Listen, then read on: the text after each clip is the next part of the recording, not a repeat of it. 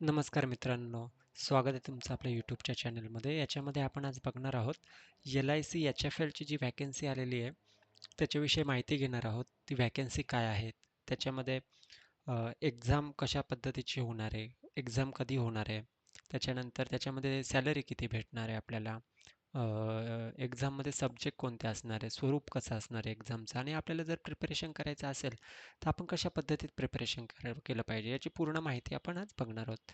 ते official notification आहे मित्रांनो, LIC एच एफ एलचं जे LICच्या वेबसाईटवरून आपण डाउनलोड केलं आहे. तर आपण जर महाराष्ट्रामध्ये जर बघितलं तर महाराष्ट्रामध्ये साधारणतः 25 जागा आहेत. आणि याची एक विशेष बाब अशी आहे मित्रांनो, की ही LICची जी HFL कंपनी जी आहे ना, ती पूर्णपणे गव्हर्नमेंट नाही आहे, पण ती ओन बाय LIC आहे. म्हणजे LIC त्याच्यावर नियंत्रण ठेवते. तर याला आपण एक खूप चांगला जॉब बोलू शकतो, की कॉर्पोरेट जरी असेल पण तो हा जो फील असणार आहे तो गव्हर्नमेंटचा थोडाफार फील असणार आहे तुम्हाला याच्यामध्ये. आणि याच्यामध्ये याच्याच प्रमाणे ना मित्रांनो, HFL जी आहे ना ती इंडियामधली सगळ्यात जास्त लोन देणारी कंपनी आहे, होम लोन देणारी. त्याच्यामुळे त्याचा एक फायदा काय आहे, की ही ग्रोईंग खूप आहे आणि याच्यामध्ये सॅलरी वगैरे ज्या प्रमोशन हे खूप लवकर भेटेल तुम्हाला as compare to other private companies. कारण याचा रेव्हेन्यू पण खूप चांगला आहे मित्रांनो. तसंच याच्यामध्ये त्यांनी काय केलेलं आहे मित्रांनो बघा, याच्यामध्ये त्यांनी महाराष्ट्रामध्ये 25 जागा काढलेल्या आहेत आणि 25 जागासोबत त्यांनी झोनमध्ये डिस्ट्रिक्ट केलेल्या आहेत जागा. झोनमध्ये म्हणजे नेमकं काय, की त्यांनी प्रत्येक झोनसाठी वेगवेगळ्या अशा राखीव जागा ठेवलेल्या आहेत. किंवा मुंबईसाठी 8 जागा, नागपूरसाठी 3 जागा, नाशिकसाठी 5 जागा. म्हणजे याचा फायदा काय होणार आहे, एखाद्या विद्यार्थीला जर किंवा विद्यार्थिनीला जर त्यांच्याच होम डिस्ट्रिक्टमध्ये जॉब पाहिजे असेल तर ही परीक्षा देऊन ते पॉसिबल होणार आहे मित्रांनो. तर हे खूप चांगली गोष्ट आहे. याचं स्वरूप कसं असणार आहे किंवा आपल्याला काय तयारी करायला लागेल जॉबसाठी. तर सगळ्यात पहिल्यांदा आपण बघू याचा जॉबचा रोल काय असणार आहे. तर जॉब रोलमध्ये ना मित्रांनो, तो याचं ॲक्च्युअल वर्क जे आहे ना ते लोन प्रोसेसिंगचं आहे. लोन प्रोसेसिंग म्हणजे काय, की एखादा कस्टमर जर आला त्याचं पूर्ण लोनचं त्याच्यामध्ये बघणं. म्हणजे त्याच्यामध्ये एखादा कस्टमर आल्यानंतर त्याला लोन पाहिजे असेल तर त्याला फॉर्म भरून देणं किंवा त्याला माहिती देणं, माहिती देण्यापासून त्याचे डॉक्युमेंट गोळा करणं, डॉक्युमेंट गोळा त्याच्यानंतर त्याच्या सिस्टममध्ये एंट्री करणं, सिस्टममध्ये एंट्री केल्यानंतर त्याचे जे काही फॉलोअप्स असतील किंवा त्याच्यानंतर त्याचं फाईल प्रोसेस करून देण्यापासून ते पूर्ण एंड टू एंड, हा एक सुंदर जॉब आहे मित्रांनो. याच्यामध्ये तुम्हाला अनुभव पण खूप छान येईल. ते आहे असं तुमचं जॉबचं एक प्रकारे प्रोफाईल असणार आहे. तर ह्या एक्झामसाठी नेमका तुमचा इलिजिबिलिटी क्रायटेरिया किती असणार आहे? तर बघा, 21 ते 30 वर्ष वयोगटातले मुलं आणि मुली हे एक्झामला अप्लाय करू शकतात. आणि यांनी एक क्रायटेरिया ठेवलेला आहे, की ग्रॅज्युएशनमध्ये तुम्हाला 55% मार्क असले पाहिजेत. हे खूप चांगला क्रायटेरिया त्यांनी ठेवलेला आहे मित्रांनो. कारण त्याच्यामध्ये काय होईल, की फिल्टर लागलं ना तर आपोआप इथे कॉम्पिटिशन कमी होऊन जातं आहे मित्रांनो. आता त्याच्यानंतर त्यांनी कॉम्प्युटर नॉलेज रिक्वायर्ड सांगितलेलं आहे. ते आपण बघूया पुढे मग त्याच्याबद्दल नेमकं काय कॉम्प्युटर नॉलेज पाहिजे ते. त्याच्यानंतर याचे जे फॉर्म जे निघालेले आहेत ना ते 16 एप्रिलला फॉर्म निघालेत आणि 30 एप्रिल शेवटची तारीख आहे. साधारणतः 800 रुपये याची फॉर्म फी ठेवलेली आहे मित्रांनो. आणि याची एक्झाम जी आहे ना ती जूनमध्ये फर्स्ट वीकला त्यांची शेड्यूल करायची टेंटेटिव्ह डेट आहे. साधारणतः आपण जर ढोबळ मानाने पकडलं तर 45 दिवस आपल्याकडे असतील आता. तसंच याप्रमाणे याची सिलेक्शन प्रोसिजर कशी असणार आहे, तर बघ याची ना 2 टप्प्यात एक्झाम होणार आहे. तर पहिल्या टप्प्यामध्ये ना MCQ बेस 200 प्रश्न 200 मार्क्ससाठी असणार आहे. त्याच्यामध्ये तुम्हाला निगेटिव्ह मार्किंग आहे. म्हणजे एका चुकीच्या प्रश्नासाठी तुम्हाला 0.25% तुमचे मार्क्स कापले जाणार आहे आणि एक बरोबर प्रश्नाला तुम्हाला 1 मार्क भेटणार आहे. त्याच्यानंतर जो मुलगा किंवा मुलगी याच्यामध्ये स्टेज 1 मध्ये क्लिअर होईल त्याच्यासाठी स्टेज 2 असणार आहे, जी इंटरव्ह्यू राऊंड असणार आहे. त्याच्यामध्ये साधारणतः तुम्हाला अ, एका पोस्टसाठी 3 ते 5 पट मुलं घेणार आहे आणि त्याच्यामध्ये मग बेस आपण इंटरव्ह्यू हे शॉर्टलिस्ट करणार. तर ही खूप चांगली गोष्ट आहे मित्रांनो. आणि त्याच्यानंतर तुमचं प्रमोशन कसं असणार आहे, तर प्रमोशन तुम्ही ज्यावेळेस जॉईन होणार त्यावेळेस ज्युनियर असिस्टंट म्हणून जॉईन होणार. त्याच्यानंतर तुम्हाला ज्युनियर असिस्टंटमधून असिस्टंट पदावर प्रमोशन भेटेल, senior assistant, assistant manager, manager. ही जी प्रमोशन हायरार्की आहे ना ती खूप चांगली आहे. आणि गव्हर्नमेंटमध्ये जसं तुम्हाला बरेच वर्ष थांबायला लागतं प्रमोशनसाठी, तर इथे प्रमोशन फास्ट असणार आहे मित्रांनो. इथे परफॉर्मन्स बेस्ड प्रमोशन असणार आहे. जसं मी तुम्हाला सांगितलं की HFL ही खूप ग्रोईंग आणि त्यांचा बिझनेस खूप मोठा आहे इंडियामध्ये. तर इथे प्रमोशनच्या ज्या अपॉर्च्युनिटीज आहेत त्या पण लवकर भेटणार आहे. आता प्रोव्हिजन पिरियड तुमचा 6 महिने असणार आहे. म्हणजे प्रोव्हिजन पिरियड म्हणजे नेमकं काय? तर प्रोव्हिजन पिरियडमध्ये ना मित्रांनो काय आहे, की तुम्ही सिलेक्ट झाल्यानंतर तुम्हाला 6 महिने हे प्रोव्हिजनवर टाकलं जातं. तर मग याच्यामध्ये जॉबमधून काढतात का? तर नाही, असं नसतं. 99.99 मुलांना याच्यामधून काढत नाही. अनटिल अँड अनलेस तुम्ही काय मेजर ज्या कंपनीच्या पॉलिसीज असतात त्या जर ब्रेक नाही केल्या, तर तुमचं परमनंट होऊन जातं मित्रांनो. त्याच्यामध्ये आपण सॅलरी आणि पर्क्स बघूया, की म्हणजे नेमकं आम्हाला पगार किती भेटणार आणि पगाराव्यतिरिक्त काय अजून भत्ते किंवा बेनिफिट्स आहेत. तर त्यांनी ना सॅलरी जी केलेली आहे ना त्यांनी टियर सिटी वाईज केलेली आहे. म्हणजे काय की जी टियर 1 सिटी मेट्रो सिटीज ज्या आहेत तिथे तुम्हाला 29,500 इन हँड सॅलरी भेटणार आहे. डिडक्शन वगैरे होऊन आणि त्याच्यामध्ये तुम्हाला 5,040 रुपीजचे मिल कुपन पण त्यांनी दिलेले आहेत. तसंच टियर 3 सिटीसाठी पण तुम्ही बघू शकता की सॅलरी त्यांनी किती दिलेली आहे. आणि अपार्ट फ्रॉम सॅलरी त्यांनी बेनिफिटमध्ये ना मित्रांनो तुम्हाला जसं पी एफचं स्टँडर्ड बेनिफिट आहे ते मिळणार आहे. मेडिक्लेम मिळणार आहे तुमच्या पूर्ण फॅमिलीसाठी, खूप चांगली गोष्ट आहे. ग्रुप इन्शुरन्स देणार आहे आणि मिल कुपन जसं आपण सांगितलं ते मिळणार आहे. त्याच्यानंतर जर आपण आता मेन मुद्द्याकडे येऊया एक्झामच्या. ती एक्झाम कशी असणार आहे मित्रांनो? बघा एक्झाममध्ये त्यांनी 5 वेगवेगळे सेक्शन ठेवलेले आहेत. English, reasoning, maths, general awareness आणि कॉम्प्युटर स्किल. आणि प्रत्येक सेक्शनचे 40 प्रश्न 40 मार्कासाठी येणार आहे आणि ओव्हरऑल 200 प्रश्न 200 मार्कासाठी. याचे प्रश्न फक्त आणि फक्त इंग्लिशमध्ये असणार आहे आणि याचं ड्युरेशन जे 120 मिनिटाचं ड्युरेशन आहे, जे 5ही टॉपिक्सला मिळून असणार आहे. म्हणजे याचा एक फायदा काय होणार आहे, की कोणाला कोणता टॉपिक जर सोपा जात असेल, तर तो त्याच्यामध्ये राहिलेला जो टाईम आहे, तो दुसऱ्या टॉपिकला देऊ शकतो. तो एक खूप बेनिफिट होणार आहे मित्रांनो तुम्हाला. आता याच्यानंतर आपण प्रत्येक डिटेल वाईज बघूया, की समजा इंग्लिश लँग्वेज आहे, तर नेमकं त्याच्यामध्ये काय असणार आहे? बघा मित्रांनो, आपल्या चॅनलची एक खासियत अशी आहे, की आपण सगळं काही जे आहे ते फ्री ऑफ कॉस्ट करतो. फक्त जे होतकरू विद्यार्थी आहेत ते आणि ते पुढे यावेत, ज्यांच्याकडे खरंच फायनान्शियल स्टॅबिलिटी नाही, तर त्यांनी कसं प्रिपरेशन करावं, त्याच्यासाठी आपण त्यांना पर्सनल गाईडन्स पण करतो, जे पूर्णपणे फ्री ऑफ कॉस्ट असतं मित्रांनो.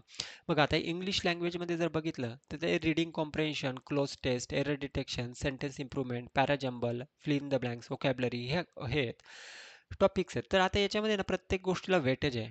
जर तुम्ही बघितलं रीडिंग कॉम्प्रेन्शनला जास्त वेटेज आहे, क्लोज टेस्टला आणि एरर डिटेक्शनला जास्त वेटेज आहे.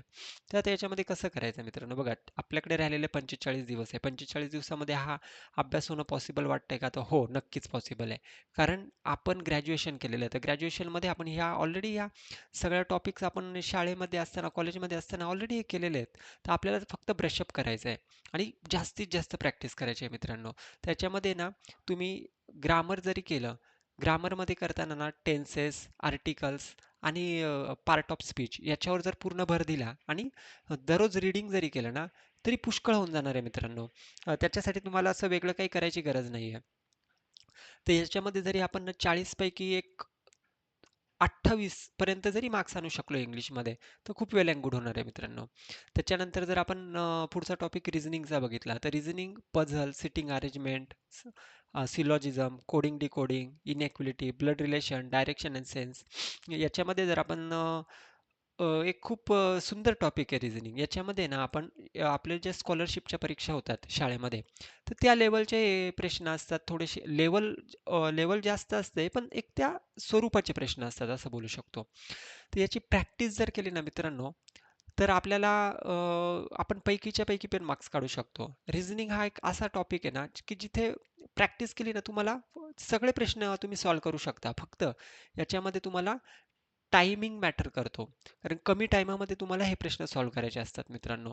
तर याची स्ट्रॅटर्जी कशी असली पाहिजे, काय कसं असलं पाहिजे, तर ही याची नक्कीच आपण एक तुम्ही जर ते माहिती पाहिजे असेल तर तुम्ही कमेंटमध्ये सांगा. आपण नक्कीच याच्यावर एक छान आणि डिटेल व्हिडिओ बनवू, की जो तुम्हाला एक साधारणतः 45 दिवसात तुमचं रिझनिंगचं प्रिपरेशन कसं झालं पाहिजे, की तुम्हाला एक 35 च्या अराउंड मार्क्स जर भेटले, तर ते खूप बरं होईल मित्रांनो. त्याच्यानंतर न्यूमेरिकल ॲबिलिटी. आता न्यूमेरिकल ॲबिलिटीमध्ये कसं असतं, की यांनी मेन जे टॉपिक दिलेले आहे simplification, data interpretation, arithmetic and number series. काही मुलांना न्यूमेरिकल ॲबिलिटी खूप अवघड जाते, काही मुलांना हा खूप चांगला टॉपिक असतो आणि स्कोरिंग असतो. तर याच्यामध्ये ना आपण जर बघितलं तर सिम्प्लिफिकेशनमध्ये म्हणजे नेमकं काय येतं, की addition, subtraction, multiplication, division, square root ह्या गोष्टींचं तुम्हाला सगळं कॉम्बिनेशन करून एक सम दिलं जातं आणि ते सम तुम्हाला सॉल्व्ह करायचं असतं आणि ते सम सॉल्व्ह केलं की तुम्हाला एक एक एक one out of one marks मिळून जातो. ते खूप इझी आहे मित्रांनो आणि याच्यामध्ये त्यांनी सगळ्यात जास्त त्यांनी सिम्प्लिफिकेशनवर भर दिलेला आहे. त्याच्यानंतर डेटा इंटरप्रिटेशन पण एक सिम्प्लिफिकेशनचाच पार्ट आहे, फक्त त्याच्यामध्ये थोडे ॲडव्हान्स कन्सेप्ट येतात, जसं की पर्सेंटेज येतं, त्याच्यानंतर रेशो प्रपोर्शन येतं, ह्या गोष्टी येतात. तर हे ना मित्रांनो खूप इझी असणार आहे. जर तुम्ही प्रॅक्टिस केली ना तर तुम्हाला याच्यामध्ये तुम्ही 40 पैकी एक 25 ते 30च्या दरम्यान जरी स्कोर केला, की ज्यांचं मॅथ ओके आहे, ॲव्हरेज आहे, ते पण मुलं आरामात स्कोर करू शकतात. त्याच्यानंतर मित्रांनो आपण जनरल अवेअरनेसकडे येऊया. जनरल अवेअरनेस हा असा टॉपिक आहे ना, की जिथे तुम्हाला वाचायला खूप जास्त लागतं. करंट अफेअर्ससाठी जे आहे ना, तुम्हाला लास्ट 6 महिन्याचं current affairs related to finance, कारण ही आपली जी आहे ना HFLची आहे, LICची, तर फायनान्सच्या रिलेटेड थोडा जास्त यांचा भर असतो. तर ते आपण लास्ट 6 महिन्याचं करू शकतो. तर ते कुठून करायचं मित्रांनो? त्याची आपण एक माहिती एक वेगळा व्हिडिओ बनवू, जर तुम्ही इंटरेस्टेड असाल त्याच्यामध्ये माहिती देऊया.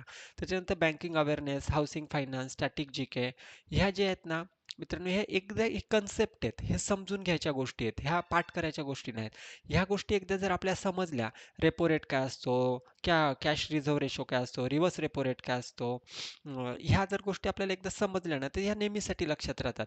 आणि याच्यामध्ये असे ट्रिकी प्रश्न जास्त नसतात, एकदम सिंपल प्रश्न असतात. तर हे याच्यामध्ये पण आपण ना साधारणतः 40 पैकी 25च्या वरती मार्क्स करायचं टार्गेट आपण आरामात करू शकतो मित्रांनो. त्याच्यानंतर शेवटचा टॉपिक जो आहे ना तो कॉम्प्युटर नॉलेज, हा पण एक स्कोरिंग टॉपिक असू शकतो. ज्यांना कॉम्प्युटरचं चांगलं नॉलेज आहे, आपण शाळेमध्ये शिकलेलो असतो, जे बेसिक इनपुट आउटपुट डिव्हाइस काय आहे, स्क्रीन, कीबोर्ड, माऊस, ह्या गोष्टी. त्याच्यानंतर MS ऑफिस जे आहे, वर्ड, एक्सेल, पॉवर पॉईंट, याच्यावर प्रश्न येतात आहे. ईमेल, ब्राउझर्स, URLs, थोडंफार नेटवर्किंग, सायबर सिक्युरिटी आणि ऑपरेटिंग सिस्टमचं. तर याच्यामध्ये मित्रांनो कसं आहे की याला जर आपण प्रॉपर समजून घेतलं, कॉम्प्युटरच्या टॉपिकला थोडं वाचलं, थोडं प्रॅक्टिकली जरी बघितलं ह्या टॉपिकला, तरी आपल्याला याच्यामध्ये 30 ते 32 पर्यंत आपण आरामात स्कोर करू शकतो मित्रांनो. आता तुम्हाला सांगायचं झालं तर आपल्याकडे दिवस उरलेत 45. आता 45 दिवसामध्ये 5 वेगवेगळे टॉपिक्स आहेत. तर ते खरंच होण्यासारखे आहेत का? तर नक्कीच आहेत मित्रांनो. आता तुम्हाला हे जे टॉपिक्स आहेत ना 5, ते तुम्हाला बेसपासून प्रिपेअर नाही करायचे आहेत. तुम्हाला ऑलरेडी हे तुमचं प्रिपरेशन झालेलं आहे. तुम्हाला ब्रशअप करायचं आहे आणि ब्रशअप केल्यानंतर तुम्हाला जास्तीत जास्त प्रॅक्टिस करायची आहे. हे तुम्ही सगळे प्रश्न आहेत ना तुमच्या स्कूलमध्ये, कॉलेजमध्ये हे सगळे सॉल्व्ह केलेले आहेत मित्रांनो. फक्त आता काय झालं, आपण ग्रॅज्युएशनमध्ये, स्पेशलायझेशनमध्ये 3 वर्षाचं करतो. त्याच्यामुळे याचा जो आपला हात असतो ना, तो थोडासा सुटलेला आहे. पण आपण प्रॅक्टिसने नक्कीच करू शकतो मित्रांनो. आपण ना प्लॅन जर केला, की पहिल्या 10 दिवसामध्ये मला कन्सेप्ट समजून घ्यायचे आहेत. त्याच्यानंतरच्या 5 दिवसामध्ये मला जे समजलेले कन्सेप्ट ते रिवाईज करायचे आहेत. त्याच्यानंतर मला प्रश्न सॉल्व्ह करायला जायचं आहे आणि परत मला जे कन्सेप्ट माझे क्लिअर नाही होते प्रश्नांमधनं, ते परत एकदा बघायचे आहेत. तर नक्कीच करू शकतो. जर तुम्हाला खरंच याच्यामध्ये काय करायचं, कसं करायचं याची माहिती पाहिजे असेल ना, तर आपण एक त्याच्यासाठी खूप छान व्हिडिओ बनवू. तुम्ही फक्त आम्हाला कमेंट सेक्शनमध्ये कळवा की स्ट्रॅटर्जी फॉर LIC. आपण नक्कीच त्याच्यामध्ये खूप सुंदर व्हिडिओ बनवूयात. आणि जर आपण लास्टला जर बघितलं की आपली टार्गेट स्कोर स्ट्रॅटर्जी किती पाहिजे, तर एक ढोबळ मानाने ज्याला 140 मार्क्स मिळतील मित्रांनो, म्हणजे त्याला आहे ना आरामात त्याचं सिलेक्शन होऊन जाईल. आणि 140 मार्क्स मिळवणं काही अवघड नाही आहे बघा. प्रत्येकाचे काही टॉपिक्स असतात जे स्कोरिंग टॉपिक असतात. कोणाला रिझनिंग सोपं जातं, तर त्याच्यामध्ये 35 प्लस मार्क्स आरामात काढू शकतो. आणि जो आपला वीक टॉपिक आहे त्याच्यामध्ये 25 पर्यंत जरी मार्क्स पकडले आणि तर आपला आरामात 140 पर्यंत मित्रांनो आपण होऊ शकतो आपलं. तर असेच व्हिडिओ बघण्यासाठी आपल्या चॅनलला सबस्क्राईब करा. आणि जर तुम्हाला ह्या पोस्टविषयी काही माहिती पाहिजे असेल, एक्झाम स्ट्रॅटर्जीविषयी अजून काही माहिती पाहिजे असेल, तर नक्कीच कमेंट बॉक्समध्ये कमेंट करा. आपण नक्कीच त्याच्यावर अजून नवीन माहिती आणि व्हिडिओ बनवूयात. धन्यवाद.